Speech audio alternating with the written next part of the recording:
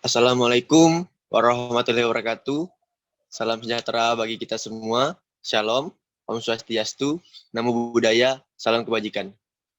Baiklah, pada kali ini kami dari kelompok 6 ingin mempresentasikan hasil kerja kelompok kami dan diskusi kami, yaitu tentang metabolisme vitamin lemak yang diampu oleh Pak Mursyid SGJ MSI. Next. Selanjutnya, kami dari kelompok 6 yang beranggotakan kelompok yaitu yang pertama, Ari Fauzan dengan NIM J1A120012. Yang kedua ada Wildon Siaan dengan NIM J1A120028. Kemudian yang ketiga ada Gilang Putra Pratama, saya sendiri dengan NIM J1A12066. Yang terakhir ada Nadia Isdihar Maulidarti dengan NIM J1A120084. Baiklah, langsung saja untuk materi yang pertama akan disampaikan oleh Wildon Siaan. Kepada Wildon, dipersilakan. Baik, terima kasih kepada moderator yang telah memberikan kesempatan kepada saya sebagai pemateri untuk mematerikan slide ini. Baiklah, metabolisme adalah seluruh reaksi biokimia yang bertujuan untuk mempertahankan kehidupan yang terjadi di dalam suatu organisme. Reaksi kimia yang terjadi akibat interaksi spesifik secara teratur antara molekul-molekul di dalam lingkungan sel, beserta dengan perubahannya. Jenis reaksi yang terjadi selama proses metabolisme terbagi menjadi katabolisme dan anabolisme. Proses metabolisme memerlukan bantuan enzim sebagai aktivator.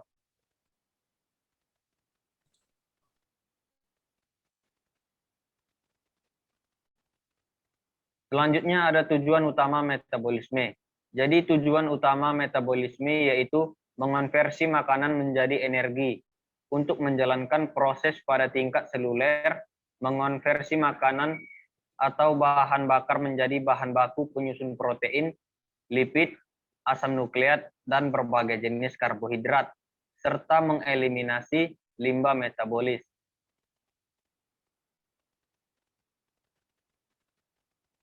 Selanjutnya ada vitamin yang larut dalam lemak. Jadi vitamin yang larut dalam lemak meliputi vitamin A, vitamin D, vitamin E, dan vitamin K.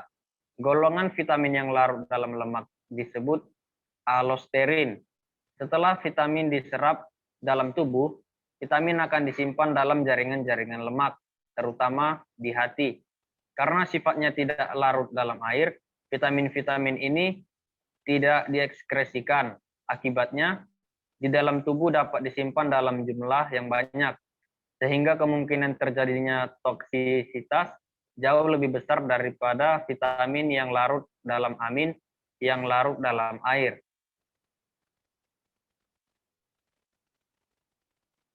Selanjutnya ada metabolisme vitamin larut lemak.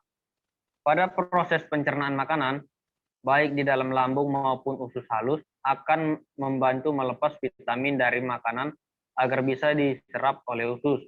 Vitamin larut lemak diserap di dalam usus bersama dengan lemak atau minyak yang dikonsumsi. Vitamin larut lemak akan diserap secara difusif pasif dan kemudian di dalam dinding usus digabungkan dengan kilon mikron yang kemudian diserap sistem limfatik, baru kemudian bergabung dengan saluran darah untuk ditransportasikan ke hati.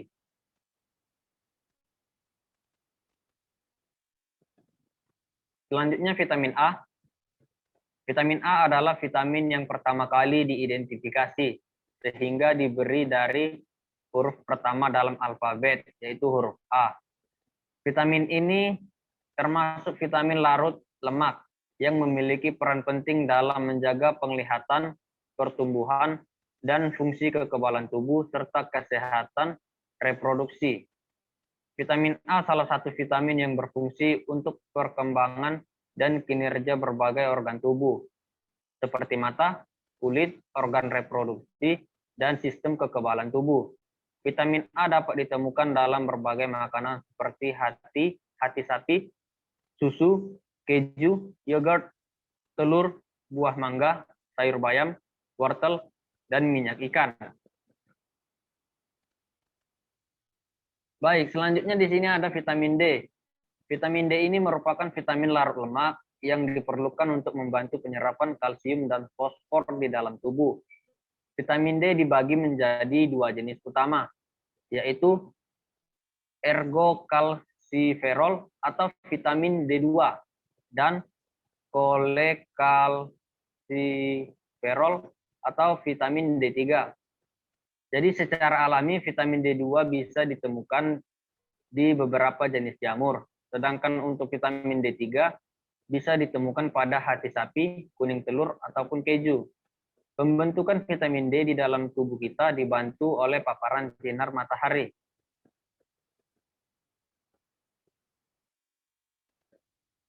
Baik, sekian yang dapat saya sampaikan. Saya kembalikan kepada moderator.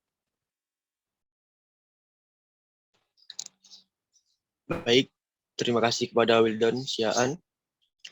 Selanjutnya, materi yang kedua akan disampaikan oleh Alfi Fauzan.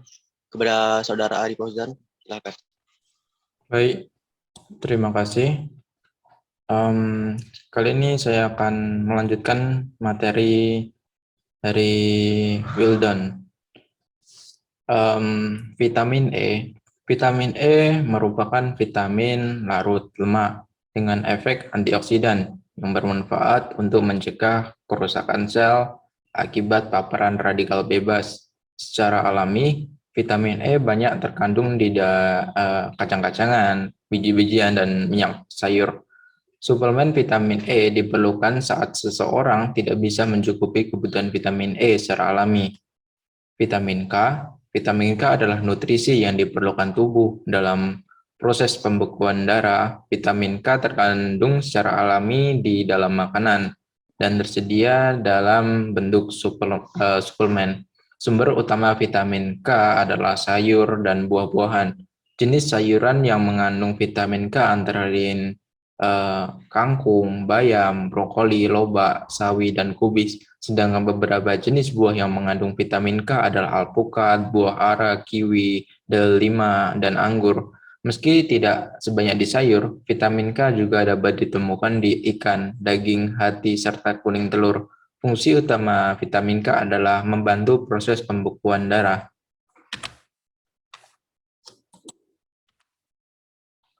Metabolisme vitamin A.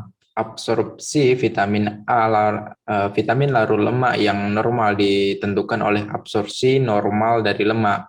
Gangguan absorpsi lemak yang disebabkan oleh gangguan sistem empedu akan menyebabkan gangguan absorpsi vitamin-vitamin di dalamnya. Setelah diabsorpsi, vitamin ini dibawa ke hepar atau dalam jaringan lemak. Di dalam darah, vitamin lemak diangkut oleh lipoprotein atau protein pengikat spesifik, dan karena tidak larut dalam air, maka ekskresinya lewat empedu dan dikeluarkan bersama feses. Metabolisme vitamin D. Vitamin D di metabolisme menjadi dua zat yang berbeda dalam tubuh, yaitu 2,5-hidroksi vitamin D dan 1,25-hidroksi vitamin D. Di hati, vitamin D di metabolisme menjadi 25-OHD oleh mitokondria hati dan enzim mikrosom. Pembuatan 25-OHD di hati diatur oleh mekanisme umpan balik. Mekanisme umpan balik yakni peningkatan konsumsi diet dan produksi endogen vitamin D3. Setelah pembentukan di hati, vitamin akan dibawa ke ginjal oleh protein pengikat vitamin D dan mendapat tambahan C1 dan C24. Aktivasi 25-OHD di mitokondria ginjal ditingkatkan oleh hipokasemia dengan meningkatkan konversi 25-OHD menjadi 1,25-OHD OH2D. Hipokasemia tidak mengontrol proses ini secara langsung. Metabolisme vitamin E. Ester vitamin E yang terdapat dalam bahan makanan dihidrolisis oleh enzim lipase dari sekresi pankreas, dan vitamin E yang dibebaskan diserap bersama lipid dan asam lemak. Hasil pencernaan. Vitamin E mempergunakan micelle yang dibentuk oleh asam lemak dan garam empedu sebagai karier dalam proses penyerapan. Setelah diserap, transport lebih lanjut dalam silomikron melalui jalur ductus thoracisus pada mamalia. Di dalam darah, vitamin E ditransport oleh lipoprotein, vitamin E yang terdapat dalam jaring-jaringan lemak. Meskipun tidak jelas apakah disebut sebagai timbunan cadangan atau karena sifat larut lemak saja, metabolisme vitamin E ditemukan di dalam tinja maupun di dalam urin.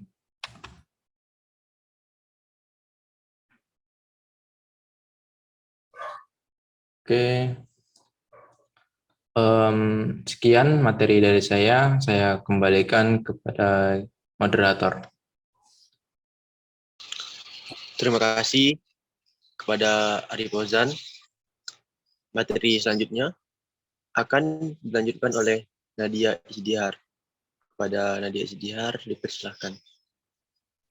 Baik, terima kasih moderator. Metabolisme vitamin K. Sebesar 50-80% vitamin K diabsorpsi di usus halus dengan bantuan empedu dan cairan pankreas. Kemudian diikatkan dengan kilomikron dan diangkut melalui sistem limfe di hati. Dari hati, vitamin K diangkut terutama oleh lipoprotein VLDL di dalam plasma ke sel-sel tubuh. Vitamin K terutama dihubungkan dengan membran sel, yaitu dengan retikulum endoplasma dan mitokondria.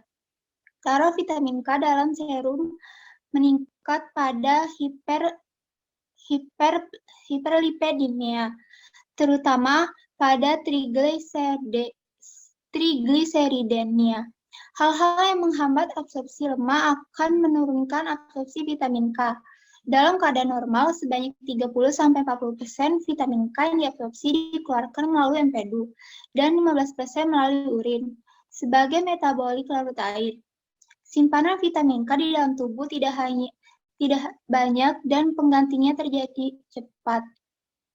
Simpanan di hati 10% dalam bentuk filokinon dan sebesar 90% sebagai menakinon. Namun, kebutuhan akan vitamin K tampaknya tidak hanya dipenuhi dari sintesis menakinon, akan tetapi sebagian perlu didatangkan dari makanan.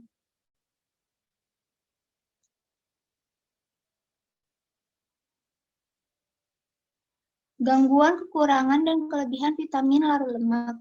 Vitamin A. Kekurangan vitamin A pada tubuh akan mengakibatkan gangguan pada mata seperti mata menjadi rabun. Kemudian akan timbul pengendapan berbusa atau bintik diod dalam bagian putih mata.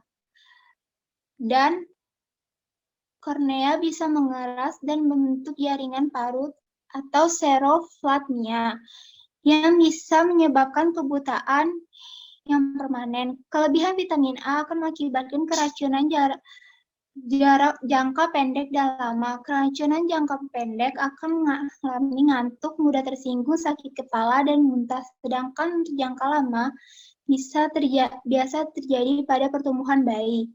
Vitamin D. Kekurangan vitamin D pada tubuh akan membuat tulang kehilangan kemampuan mengeras, sehingga rentan untuk bengkok atau bahkan patah menjadi disebut osteomalakia. Kelebihan vitamin D akan berdampak pada tulang, kadar kalsium pada darah hingga gagal ginjal. Menurut studi lebih lanjut, vitamin D dapat menurunkan vitamin K2 yang berperan dalam menyetabilkan kandungan kalsium pada tulang dan darah.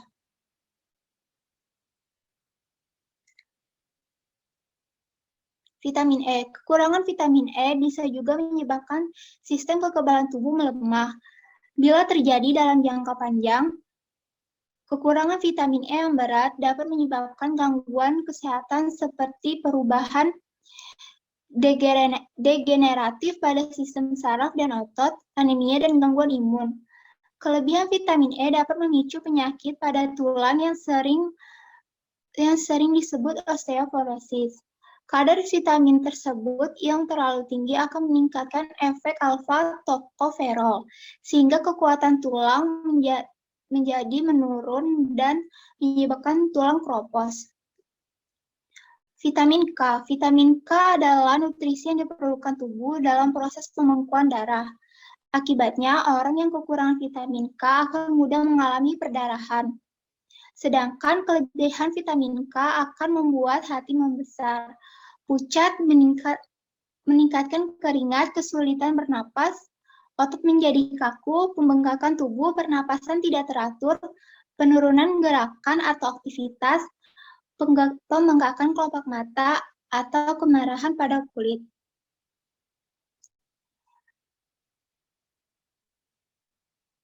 Baiklah, sekian materi yang dapat saya sampaikan. Saya kembalikan kepada moderator.